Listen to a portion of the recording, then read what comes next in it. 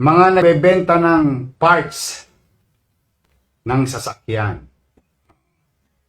Nagkukumpuni ng mga trucks, forwarder, and so on. Pwede bang makisuyo sa inyo? Kakalinis lang namin last week no creek na yon. Kanina napuntahan ko, puro langis. Baka naman po pwede. Wag ko kayong magtatapon ng langis sa creek. Kasi, pag yan tumama sa buhangin, sa ilalim ng tubig, nagsama yung langis at buhangin para yan magiging alkitran. Titigas. Yung butas, liliit. Yung tubig, hihina ang daluyong.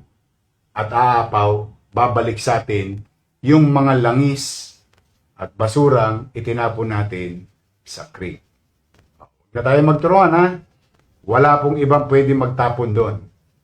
Kundi yung mga nagkukumpuni ng sasakyan doon sa area. Gusto ko lang malinaw, ha? At least ako'y nagbabala na. Nagsabi na.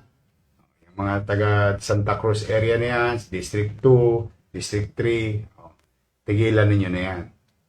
Kasi susunod, iba na po ang gagawin namin. Ngayon, nakikiusap pa kami. For the meantime. Pero siguro naman, mahal nyo rin ang Maynila, mahal nyo rin ang lugar ng ating tinitirhan, kinabubuhayan, kung saan nag-aaral ang ating mga anak, at mahal nyo rin ang inyong mga sarili. Dahil pag nagkabaha-baha, malalagay na naman tayo sa panganib. 42 leptospirosis. 18 ang patay. Kailan pa tayo magigising?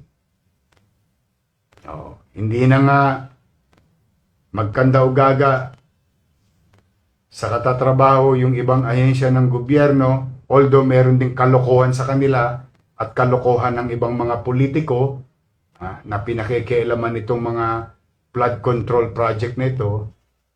Tayo naman, magdidisiplina dapat. Mahalin natin ang ating sarili. So yan ang ating update.